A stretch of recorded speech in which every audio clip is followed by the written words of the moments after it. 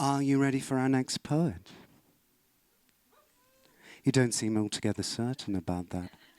Are you ready for our next poet? Good. So we met a few years back when I was reading from Threads at LGBT Poetry, which is the event that she founded. Since then, she has published her first collection, which is currently shortlisted for the Polari First Book Prize. She is Andreena Leeanne.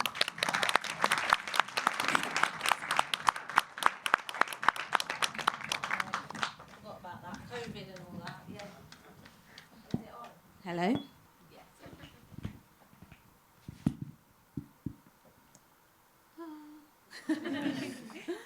Hi, thank you. Is it on? Can you hear me? Yeah. Yeah, so this book has been shortlisted for a Polari First Book Prize. I'm just going to read the foreword first, just so that you get a kind of like feel of how I write and some of the things that I've been through. I'm going to start with a quick trigger warning. There might be, or there probably will be, like talks of suicide and stuff like that, yeah? So I don't mind if you wanted to like leave the room, or do you know what I mean? Do what you do to keep yourself safe. Right, so there is a strong correlation between childhood trauma and mental health issues. I suffer with PTSD and depression and use poetry to write honestly about the multitude of issues I've experienced in my 39 years. I'm 40 now. I have found writing to be hugely therapeutic, and while I recognize the value of professional therapy, my poetry has helped me to come to terms with some of these issues. If they're not already doing so, I hope to inspire the readers of this book to speak and write their truth. We don't have to be qualified writers to write down how we feel. Honesty is the only qualification for this kind of work, and we don't have to share it unless we want to. This collection is called Charred. Think of a piece of wood that has been exposed to the flames. You may think of it as damaged, and it's true. It has been burnt and blackened, but it's still resilient and much stronger after going through this process. Think of me, Andreena Leeanne, as a piece of charred wood. Thank you. So my first poem is called Umpteen Years and Counting. These umpteen years have not been bliss. Most days it's been hit and miss, to be honest. Life taking the proverbial piss. Things and time changes, various ranges, people and places. Life comes and goes in different stages. Umpteen chapters in the same book. I'm so open, take a look. Not just on the cover, the pages, the writing, the binding, front and back, until I decide to give myself the sack. Believe me, I've contemplated it several times. Cries for help, failed attempts, more cries for help. Yet I'm still here trying to survive, maintaining the people and things that keep me alive. At times I want to die, breathe my very last breath, flatten out my chest so I can take a very long rest. What looks rosy on the outside has deep-rooted scars on the inside, and let's face it, we will carry those scars for the rest of our lives. Thank you.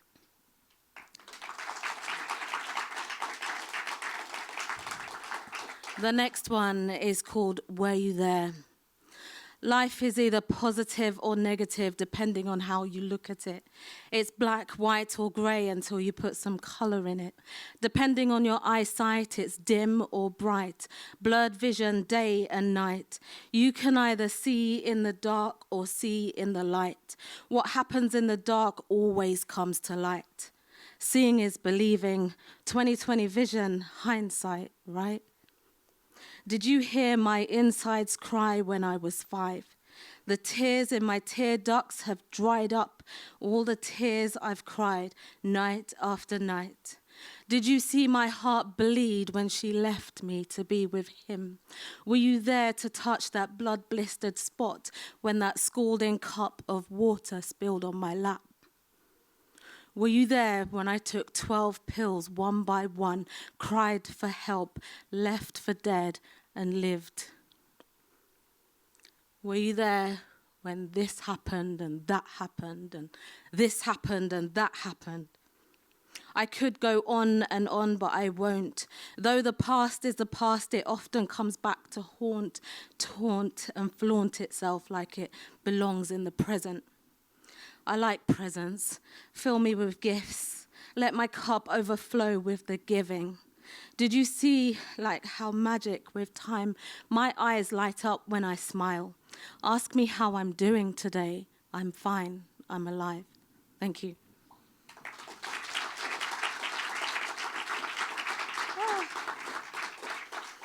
This next one's called Charred. I'm sorry, I'm rushing through them because I want to take you on a journey of resilience in the face of adversity, and I don't have much time because Nathan does give us a time limit, and I want to get through all 11. This one's called Charred. I try so hard at life. I do everything I can all of the time to occupy my mind in order to forget. Over the years, Mom has told me to forgive and forget. My mind won't allow me to forget, and my fragile body at that time won't allow me to forgive. I've tried to put it all behind me and live. I don't think I will ever forgive. My life now is not that hard, but my past life is scarred, charred, blackened like tar. If only I could go for a lifelong drive in my car. I try so hard at life every time so I can forgive and forget. Mum said what's done is done now, move on. I have moved on, at least until something goes wrong and brings me back, or something goes right and I don't feel like I deserve that delight. This plight has no end in sight and I don't think I will ever be all right.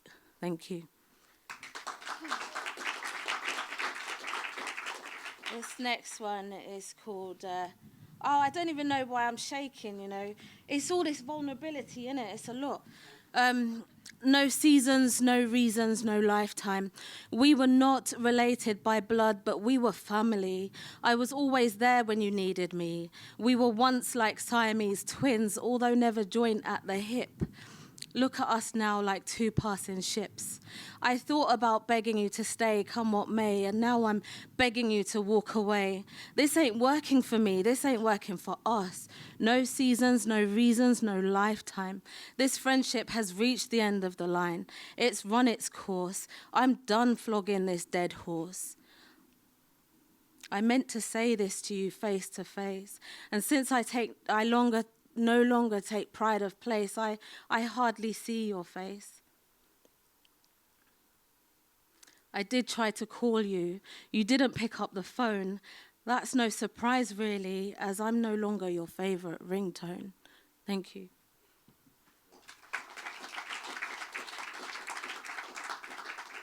You know, this National Poetry Day is about choice, isn't it?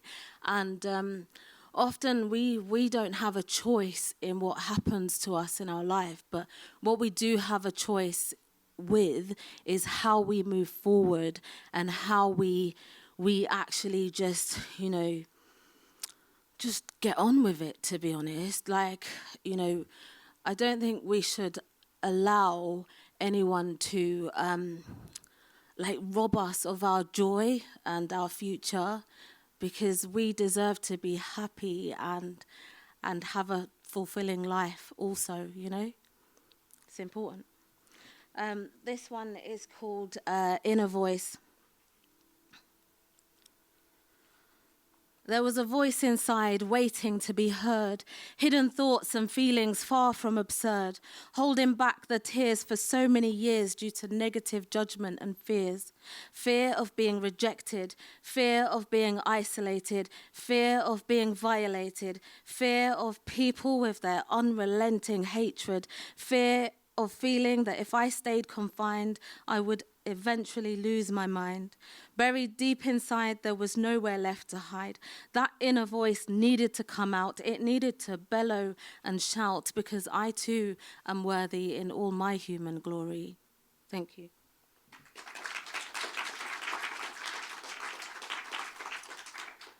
This one's called I Am Free. I spent my teenage years listening to lyrics like Buju Banton's Boom Bye Bye in a batty boy head. What he's saying is that gay people should be shot in the head. Imagine that. Those lyrics were heard by millions. In those days, it never made me angry. In fact, I used to dance to it. I could name a few more. T.O.K., Elephant Man, Vibes Cartel.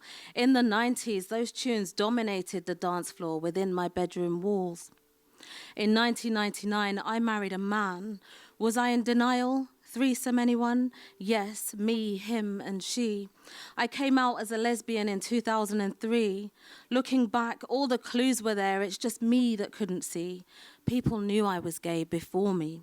It must have been the way I looked at my friend's auntie, or the way I dressed and rebelled by shaving my head, or maybe because I rode a moped.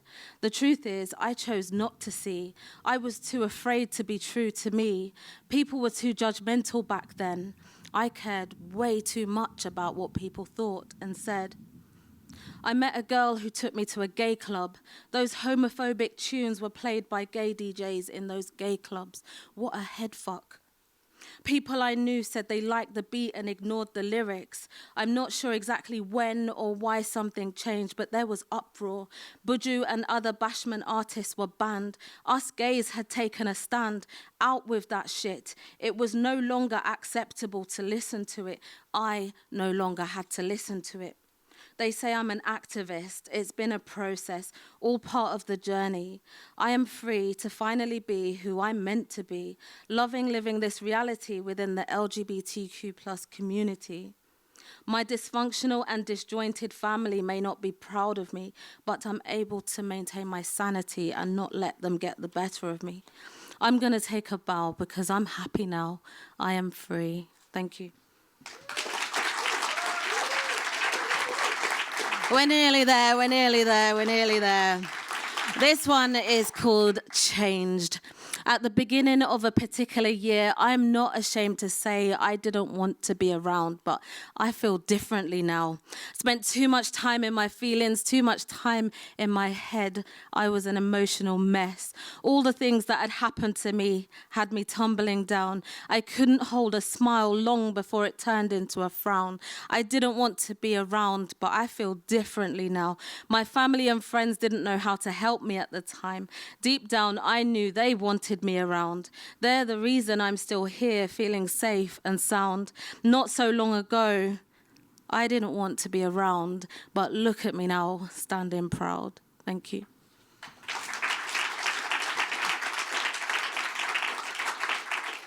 This next one is called Happiness.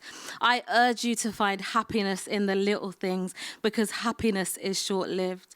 Put aside your troubles and strife because we only have one life. Life is too short for regrets. Grab the people next to you and let's send texts, have sex, make mess.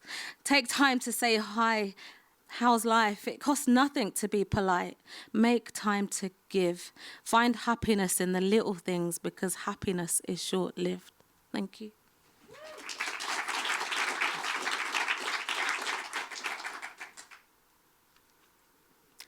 This one's called Proud with Pride. Be proud and stand your ground. Walk around and make your sound. Wear your colors and stand out for hours. Wave the various flags. Try not to worry. Find your tribe. You're in good company. Shelter from the hate. Fight with all your might for what is your human right. They will see it's all love and light. In time, we will all be all right. Love who we love. Marry who we marry. Don't apologize. No need to ever be sorry. We are who we are. Just live and be happy. Thank you.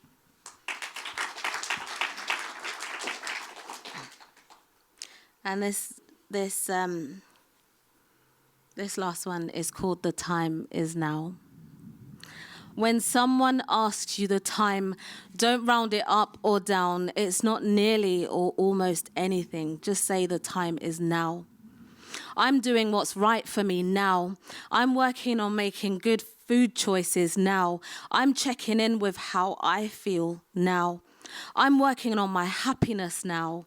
I'm nurturing my mind, body, and soul now. I'm prioritizing how I use my time now. I'm speaking my truth to inspire now.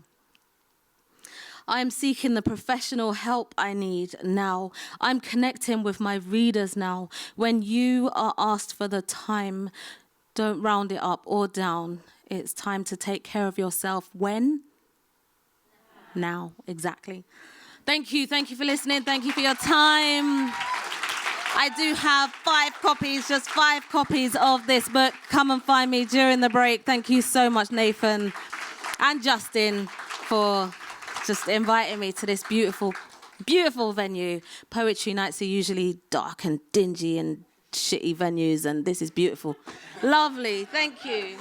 Andreena Leeanne. Thank you, Andreena.